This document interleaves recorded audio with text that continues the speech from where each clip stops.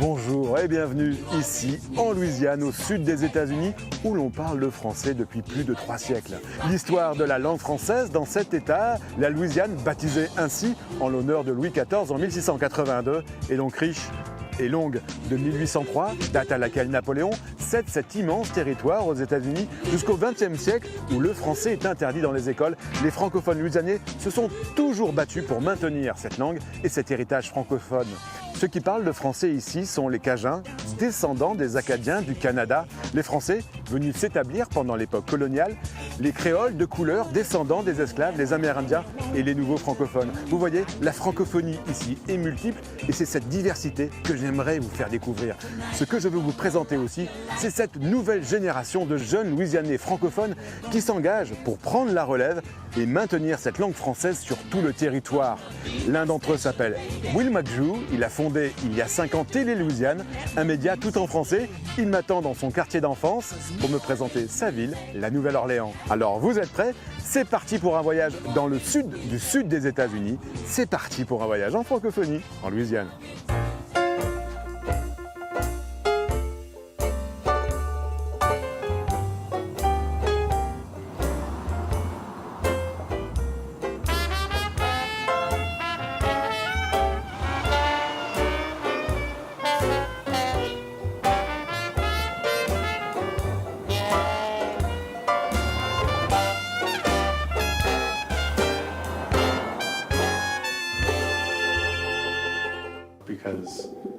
Will a grandi dans une famille francophone par sa mère et francophile par son père.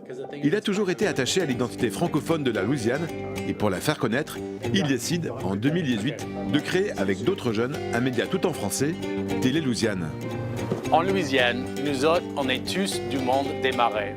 Avec Kathleen, à la Nouvelle-Orléans, et Drake, dans la ville de Lafayette, ils veulent faire découvrir au grand public la francophonie louisianaise d'aujourd'hui avec des magazines d'information hebdomadaires comme La Veillée ou encore des dessins animés comme Boudini et ses amis. La création d'un média en français dans le monde n'est pas banale. Alors pour en savoir plus sur son engagement et sur la francophonie dans sa ville, la Nouvelle-Orléans, Will m'a donné rendez-vous dans un parc juste à côté de chez lui. Salut Will! Salut! Je suis ravi de te rencontrer. Ah oui, moi aussi.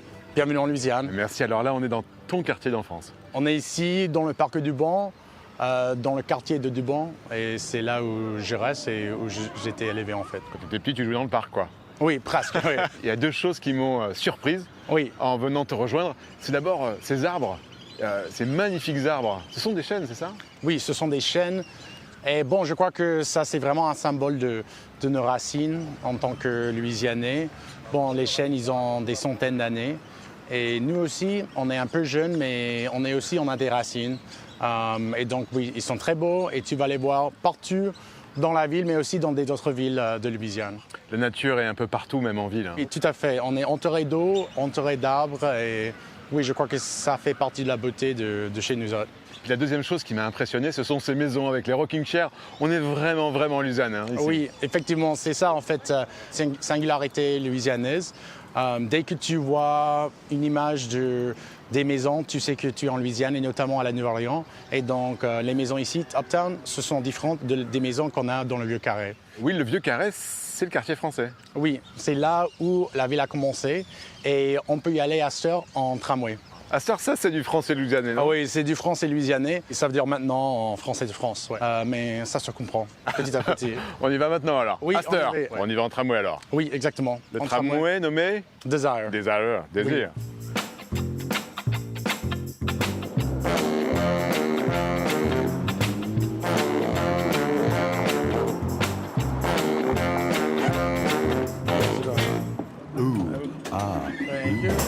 On se met là? Oui. Ouais, je te disais que ça avait le charme de l'ancien, mais c'est vrai, c'est un petit côté très authentique de la ville. Qu'est-ce qui représente ce tramway pour les habitants de la Nouvelle-Orléans? Ça représente un peu notre attachement au passé. Et en fait, un peu le plan de ville un peu européen qu'on a toujours. Ouais. On peut aller aux places à pied, on peut aller aux places en tramway. Et c'est pratique. Pour voir les maisons qui sont magnifiques aussi. Oui, oui, les maisons, c'est vraiment incroyable. Même nous autres, on ne se rend pas compte, mais chaque fois, on les voit et c'est vraiment, c'est comme de l'art, en fait, ouais, l'architecture.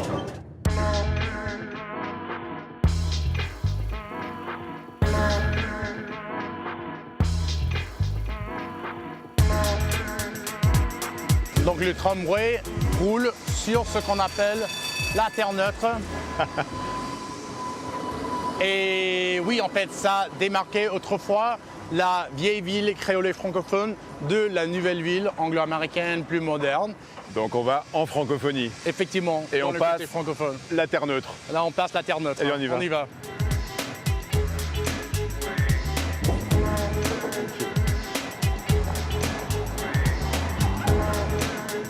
C'est le début du vieux carré avec le feu à côté et puis on va vers le carré Jackson qui est vraiment le centre. C'est marqué French un peu partout. Hein. Oui, c'est clair. French. Ouais, oui, c'est clair. Beaucoup de mots français, de non français. Ouais.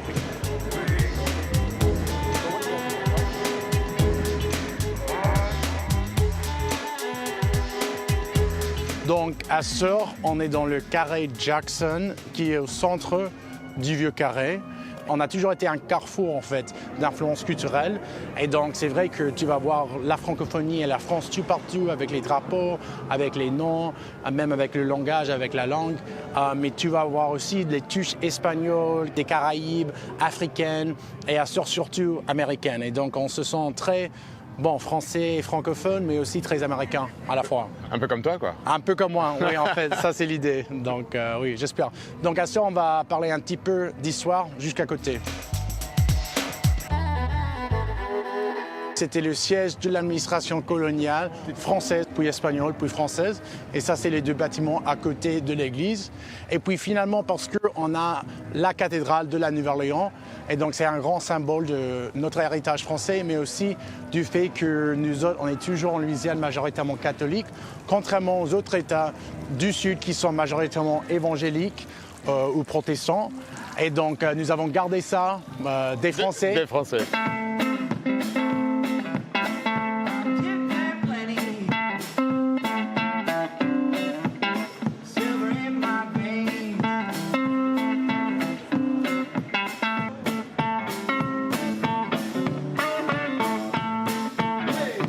Oui, un peu partout dans la ville, on voit des fleurs de lys. Oui, effectivement, ça c'est un grand symbole de notre identité louisianaise. Et donc c'est intéressant parce que ça représente pas la monarchie, mais plutôt notre héritage français et francophone.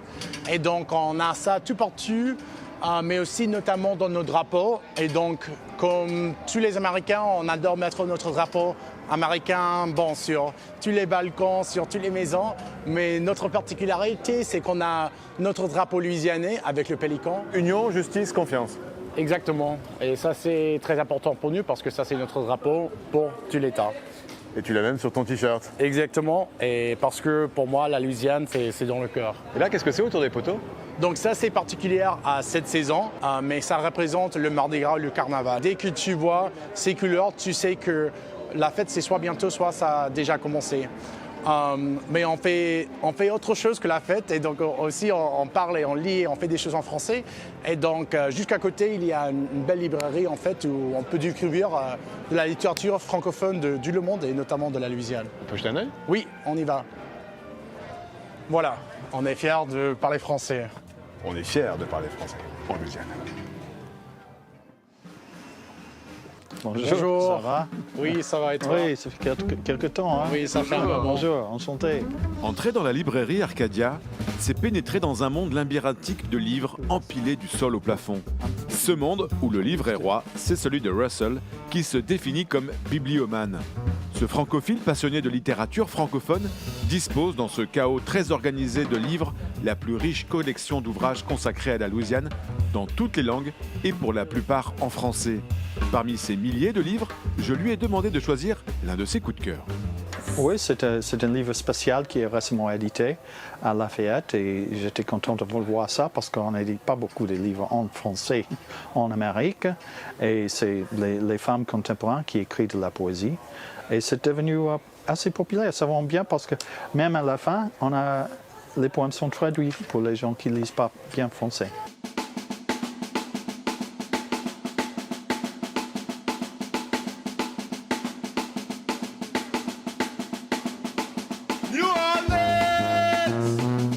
Télé Louisiane est le seul média francophone qui couvre tous les matchs des Saints. Kathleen est la journaliste sportive de la chaîne qui, avec Will, fait connaître ce sport à chaque match de leur équipe de cœur. À cette heure, l'équipe focalise sur le prochain match contre les Panthères de Caroline. On est sur le champ d'entraînement de l'équipe, ici, pas trop loin de la ville.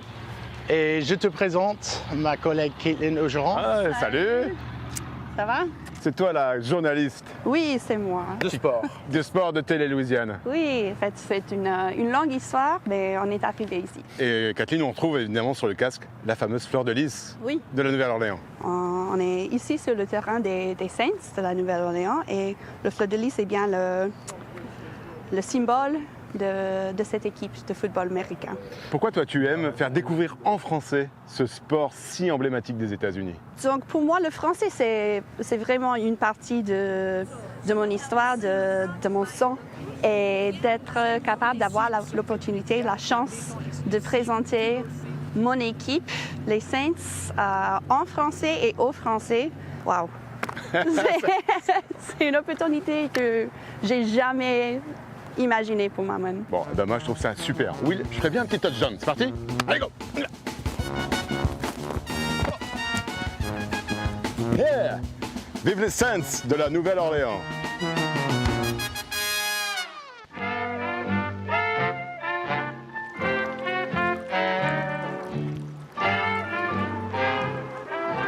Tremé est l'autre quartier incontournable de la Nouvelle-Orléans. C'est le plus vieux quartier afro-américain de la ville et des États-Unis. Ici vivaient les gens de couleur libre, à une époque où l'esclavage était encore pratiqué. Bienvenue au musée des gens de couleur libre. Suivez-nous. Un musée, dans une belle maison d'époque, présente leur rôle dans l'émancipation de la communauté noire aux États-Unis. Après la guerre de sécession, tous les Afro-Américains étaient affranchis, mais dans la population des gens de couleur libre de la Louisiane, il s'agissait d'un groupe qui était libre depuis plusieurs générations. Ils avaient déjà leurs journaux, ils avaient déjà des entreprises, la capacité d'agir et de lutter pour les droits civiques. Ils sont devenus, après la guerre de sécession, le noyau de l'intelligentsia afro-américaine de l'époque. Tremé est un lieu symbolique de la culture afro-américaine et créole de la Louisiane. Il a fait aussi de la Nouvelle-Orléans le berceau du jazz. À la nuit tombée, toute la ville vibre au son de la musique, dans ses rues, dans ses bars ou encore ses boîtes de jazz. C'est ce rapport à la musique qui rend la Nouvelle-Orléans unique au monde.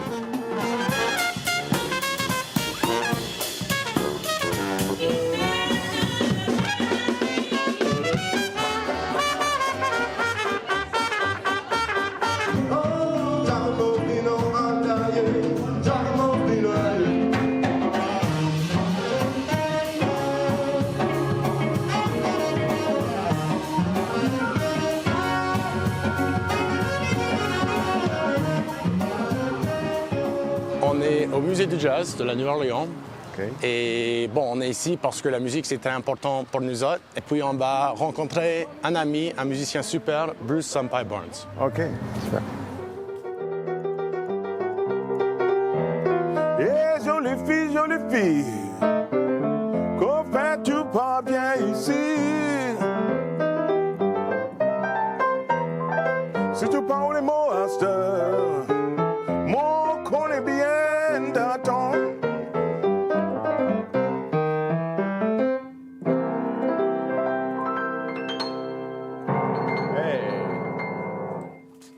Bravo. Jolie fille, jolie fille. C'est qui la jolie fille? La jolie fille, ça c'est une trop petite jolie fille qui marchait sur la promenade ici, une petite fille créole qui tout le monde connaît, lit, et puis tout le monde adore aussi. Comment tu es rentré en relation avec la langue française? Ça c'est la langue de la Louisiane en fait. Voilà, dans la famille, tout le monde, mais j'étais marié à une petite fille française aussi. Et puis, mais les voisins qui parlaient créole, donc beaucoup des amis qui parlent créole. Toi, oui, c'est ça.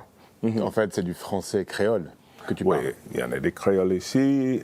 Créole de la Louisiane, c'est un peu différent comme les autres là-bas ou dans la Caraïbe, quelque chose comme ça. Mais le créole, c'est la première chose. Le jazz, ça fait partie de l'identité de cette ville de la Nouvelle-Orléans. C'est la musique de jazz qui est sortie dans le monde. Les musiciens comme Jelly Roll Morton, comme Louis Armstrong, Kid Ory,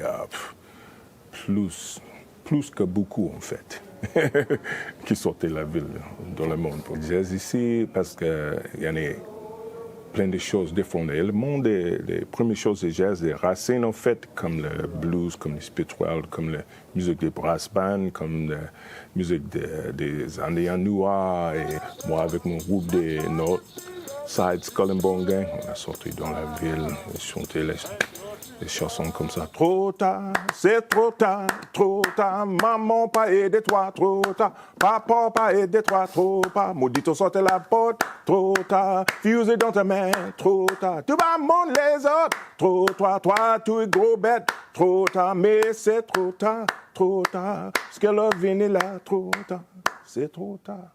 Si tu fais quelque chose de mauvais, ça c'est trop tard. Et toi, qu'est-ce que tu ressens quand tu joues de la musique? La musique, c'est un médicament. Si tu as quelque chose qui est mauvais, tracas dans ta tête, tu vois, tu gagnes pour jouer la musique, pour laisser ça et pour parler avec tes esprits.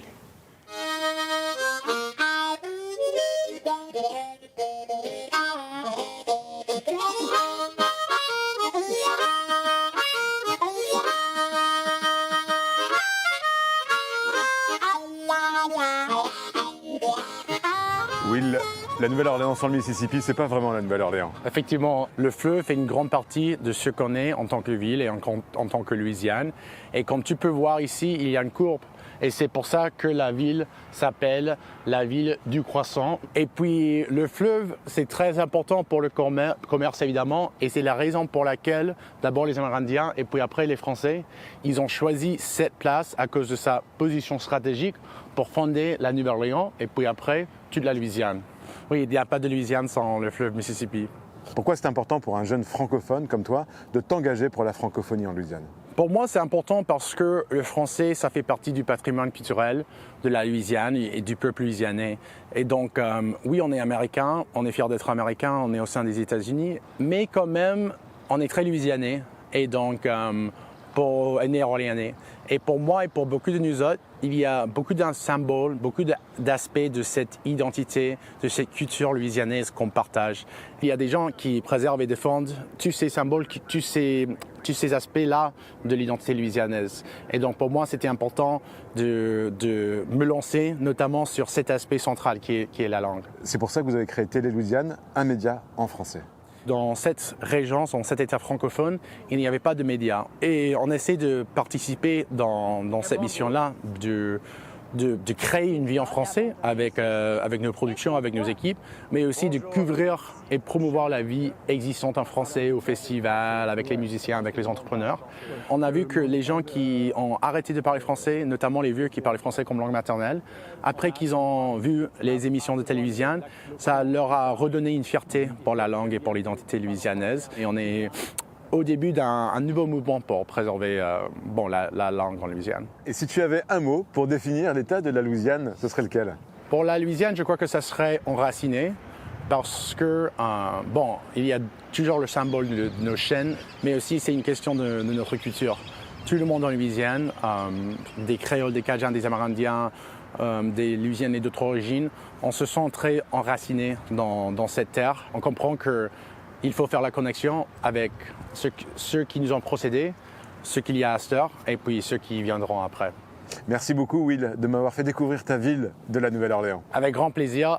Et puis, je te suggère, après ça, tu peux aller pas trop loin, tout en bas du bayou, à la Pointe-aux-Chiens, pour rencontrer mon amie Christine Verdun et son école, notre école Pointe-aux-Chiens, tout en bas du bayou, mais pas trop loin d'ici, de la ville. Donc la francophonie chez les Amérindiens. Chez les Amérindiens. Ok.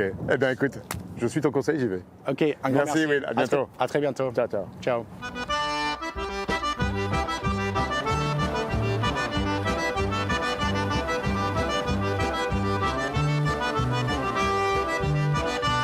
Dans cette partie de la Louisiane, la population est majoritairement amérindienne et ici, on parle le français depuis des siècles.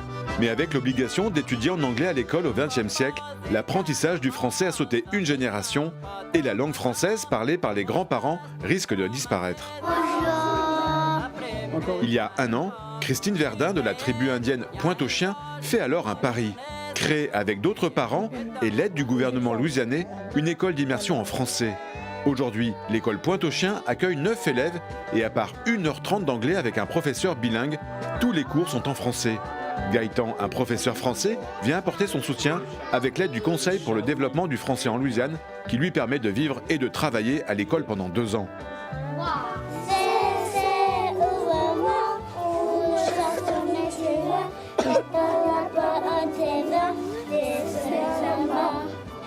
Ici, c'est aussi le français louisianais parlé par les communautés indigènes des environs qui est enseigné. L'objectif de l'école est de maintenir la langue de la région, mais aussi la culture à laquelle elle est liée, en particulier celle des Bayous. Et pour le comprendre, je retrouve Christine en face de l'école. Salut Christine. Salut Yvan, ça va? Ça va? Ça va? Ça va super, très heureux de te rencontrer. C'est très bon de vous rencontrer à toi aussi ici. On est chez toi, on est juste en face de ton école et c'est ton territoire ici. Oui, dans mon village à Pointe-aux-Chiens. Oui. Enfin, j'ai grandi droit là, sur la terre, la petite maison, mais après Aïda, elle s'est cassée, mais c'est là où j'ai grandi. Et tu vas me faire découvrir ton bayou. Oui, et pour ça, et pour aller dans le bayou, il faut un bateau. On est sur une bateau. Et ça, on prend le bateau. OK. C'est obligatoire. OK, bien merci. Voilà. Bonjour. Bonjour. Yvan. Le capitaine. Capitaine. Ah bah, et Chérie va venir à travailler pour nous autres. OK. Et c'est parti. C'est parti. C'est une bayou, ça, si c'est la première fois que tu vas sur un bayou. C'est la première fois que je viens sur un bayou. C'est quoi un bayou? Un bayou, c'est l'eau qui passe dans comme un petit canal. Et notre bayou à nous autres, ça va aller dans les lacs. Et après les lacs, ça va dans la mer, le Golfe du Mexique. C'est tout ça, pour naviguer, c'était les bayous et les bateaux. Il n'y avait pas de char ici, il n'y avait pas de chemin. Ça fait la seule manière, c'était dans les bateaux. Les pirogues, les bateaux, c'est ça que ça usait. Tous les gens ici vivent avec le bayou. Oui, ils vivent dans le bayou. Ils font leur argent pour aller pêcher les crabes, ça pêche les chevrettes. C'est quoi les chevrettes? Les chevrettes, c'est crevettes pour toi. Les crevettes? Crevettes, oui, ah, oui. OK, d'accord. Nous autres dit chevrettes, mais vous dites crevettes. Oui, oui. Pas des petites chèvres? Non, c'est des chevrettes. Est-ce que tu as mangé des chevrettes? Pas encore. Oh, ah, j'ai pas encore mangé de chevrettes. Tu pourrais manquer quelque chose de très bon. Et ça pêche les huîtres aussi. D'accord. Les huîtres, et ça pêche les poissons aussi, les poissons. Donc les gens qui habitent ici vivent beaucoup du bayou? Oui.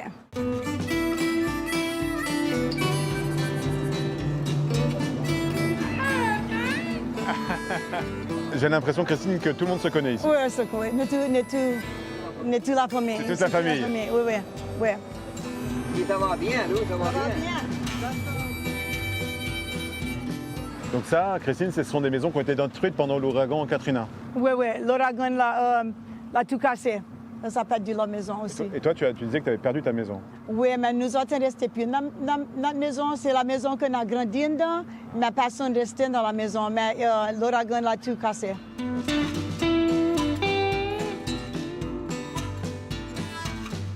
Christine, merci de m'avoir fait découvrir ton bayou. Pourquoi tu l'aimes, ton bayou? Parce que ça ici, c'est la terre que notre ancêtre, tout ici, habitait depuis tant, la terre ici.